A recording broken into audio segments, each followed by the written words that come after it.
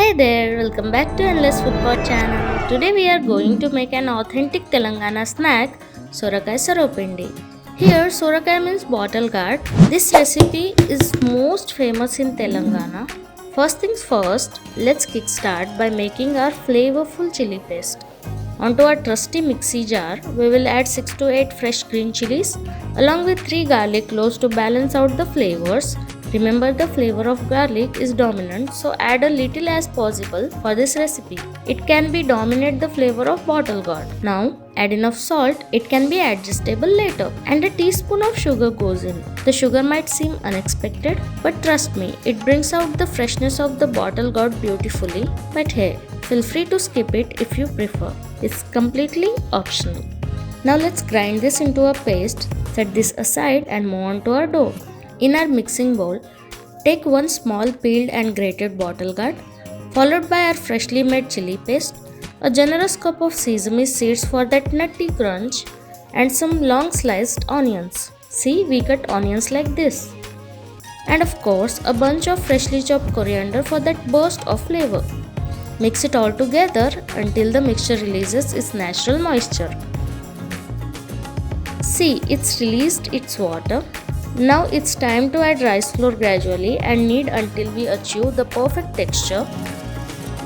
We want a tough dough here to avoid any problems during frying. Remember, if your sarvapindi is absorbing too much oil or sticking to the pan, just add more rice flour and knead it again until it reaches the desired consistency. And there we have it, our dough is ready to get a shape. Now on to the most crucial part, the frying.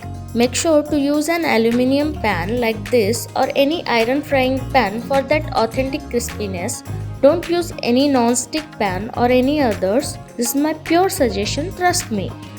Coming to the next part, apply some oil to the pan. Take some amount of the dough and grease your palms with oil and press the dough evenly onto the pan. We want a thinner at the edges and slightly thicker in the middle, not much, but as compared to the edges it should be a bit thicker, so that when our sarvapindi gets fried, then we can easily take it out from the pan. Don't forget to make those characteristic holes as shown in the video. This helps sarvapindi to fry evenly. I am adding some oil to it. The pressing part is done, let's fry this. Cover and let it cook for 2 to 3 minutes until it's nice and crispy on the bottom. Just look at that golden perfection. Once done, carefully remove it from the pan. Repeat the process with the remaining dough in another pan and pour the extra oil into the next batch. And there we have it.